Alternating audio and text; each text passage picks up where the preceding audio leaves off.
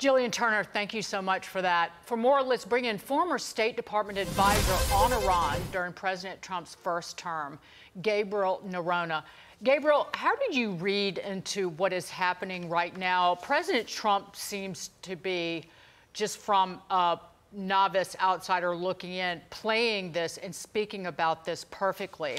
But just reading into what Iran is signaling, that it wants to de-escalate hostilities with Israel and negotiate if the U.S. stays out of the fight, that just seems like a way for the Ayatollah to make sure that the Fordow nuclear facility remains intact and they can just resume the nuclear program once all of this is passed.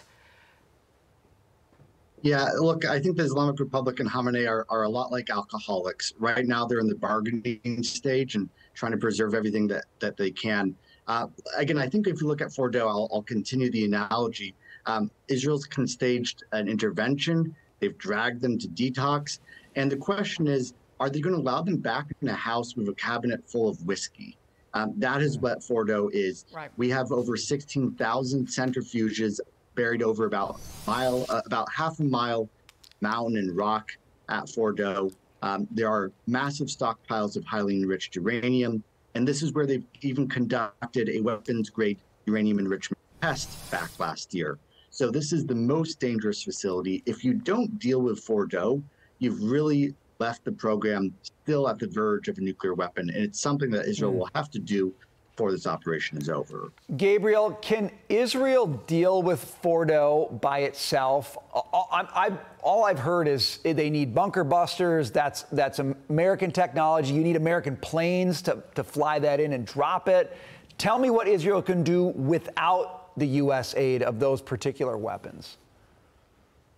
Look, my view is that they would never have gone into this with a plan for how they were going to deal with it. Again, that's the crown jewel. But I suspect that they're going to have to go in on the ground, because even if you do these bunker busting bombs and you destroy the centrifuges, which is important, you still have, again, large stockpiles of 60% enriched uranium. That is the kind of thing that a terrorist group like Al-Qaeda would dream about getting it full of. And so if you drill into the mountain that's been buried, find your stockpiles of uranium. So again, I think that you need a surgical operation, which is going inside the facility, taking that uranium, disposing of it properly, and then blowing up the thing. If you don't do it, it's going to be, the stuff of nightmares, the stuff of a Tom Clancy novel for a long time. I don't think Israel should risk that. I don't think the United States should risk that. And so if it is required that the United States get involved here, that's something we should absolutely do. But again, that's probably a conversation President Trump and Prime Minister Netanyahu have had. Gabriel Noronha, it's great to see you, Gabriel. Thank you so much for being here. Always a pleasure.